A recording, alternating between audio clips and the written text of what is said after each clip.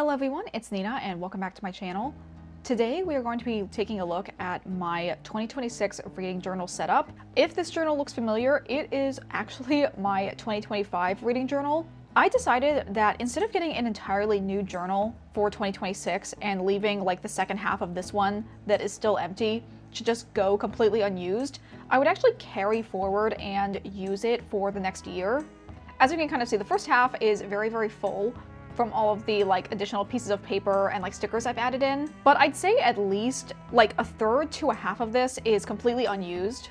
So I decided based on the rate of how many books I read in 2025, I could probably get away with using this journal for all of 2026 if I read the same amount of books. And if for some reason my reading shoots up a ton in the next year, then I can always just finish off this journal and move into another small, thinner journal to finish off 2026. And then I'll move into getting a brand new A5 size journal for 2027. Because I am using the same journal, I'm not recreating every single one of my intro spreads. There's some of them that honestly haven't changed in the last year. And I also kind of condensed some things down since I felt like I maybe had a little bit too much empty space in the intro spreads for 2025. So as we get into it, you'll see what I ended up keeping and what I ended up changing for the intro spreads for 2026. So with that intro out of the way, let's get right on into it. Starting off, I did decide to add a cover page for the 2026 section of the journal, since I did want there to be some type of divide between the 2025 stuff and the 2026 stuff. I'm probably gonna leave this page entirely blank again as another kind of buffer zone as we get into the new year. And for the cover page, I did something that's a little bit outside of my normal design. I tend to go for a more vintage scrapbooky look, but I really want to have a solid color base. So I used this green tissue paper I had. And then these little guys over here, this is not something I drew. This is actually from a notepad that I had. And I decided to cut them out and add here to be the center, and kind of went for a general more cutesy, cartoonish look for this intro page. I've also learned the joys of using stamps again. So I have this stamp of a little notebook with a cat on it. And I have another stamp you'll see a little bit later on. So this is what my intro page looks like. And moving right along, we have my yearly statistics on one side, as well as a section for my physical TBR on the other side. These are pretty basic right now in terms of just being all black and white, but I do think I'll probably add more color and stickers and washi tape later on. This is pretty much the exact same spread that I did for 2025. The categories are the same, except I took out a tab for series. And then on the other side, I wanted a way to track my owned books and how much progress I was making in reading books that I actually owned. So I'm going to take a selection of my TBR that I think I could manageably finish in 2026 and write it on all of the spines here. And then when I finish one of those books, I'll probably color it in. So hopefully by the end of the year, this entire spread will be very colorful with all of these spines completely filled out. The next set of spreads I have here is one I've done year after year, and that is my yearly TBR. As I mentioned before, I'm not doing a 26 in 2026. Instead, I just chose a selection of books that I want to focus on for the first half of the year, and then probably halfway through the year, I might pick a different selection of books to focus on for the second half as my interests change throughout the year. And when I finish a book, I'll put the star rating below the cover, and then probably fill out some type of marking on the side here to show that I read it as well.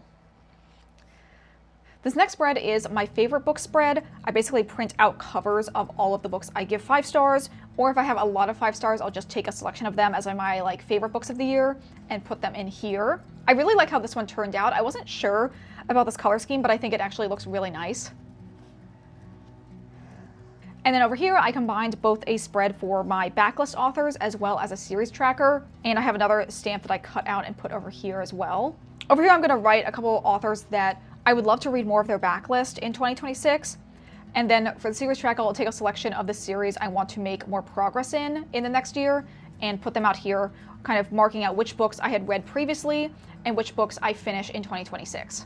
And now we're moving on to my books read sections. I print out little book covers as I finish the book and glue them into my journal, and then I write the star rating below them. If you want to recreate the spread for yourself, each of these sections is 6 boxes wide and 8 boxes tall. And then when I print out the book covers, I set it so that the height of the book covers is 1.4 inches. I left myself plenty of space here. I do think I went a little bit smaller of a number than I did for 2025. So I only have a couple spreads here, and then this one is completely blank. I might end up filling it in if I need it. But I also, for these later spreads, only did it marked out in pencil. So if I have to erase this and use this early section for something else, like I did for my yearly wrap up at the end, in 2025, then I'll go ahead and do that. And that is it for the main setup spreads that I did for 2026. The last spread I have right here is my spread for January. The time I'm filming this is actually New Year's Eve, so I have yet to set up my TBR or decide what I'm going to be reading as my first book of the year. So in terms of actual content, the spread is pretty empty right now. However, I think it turned out really cute. I definitely wanted to go for a winter wonderland cozy vibe to it, and I think all of the icy blue touches with the golden brown look really nice. So that is just a very, very quick look at the setup spreads that I did for 2026.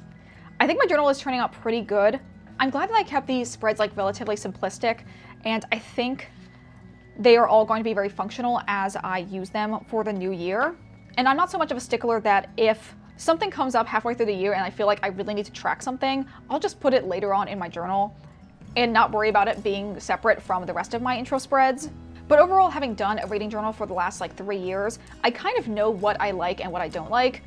And I feel like I've really narrowed it down to the core things I want to focus on for the new year. So that is actually going to be it for this video. If you guys enjoyed this video, consider liking, commenting, or subscribing already. Let me know if I should do more book journaling or just general journaling content on my channel, since I do tend to just mostly focus on doing big flip throughs halfway through the year and not really showing my journal that much in progress. But I'd be happy to do more updates for my journal if that's what people were interested in. Anyway, that is going to be it for me today. I hope you guys all have a wonderful day, and I will see you all in the next video. Bye!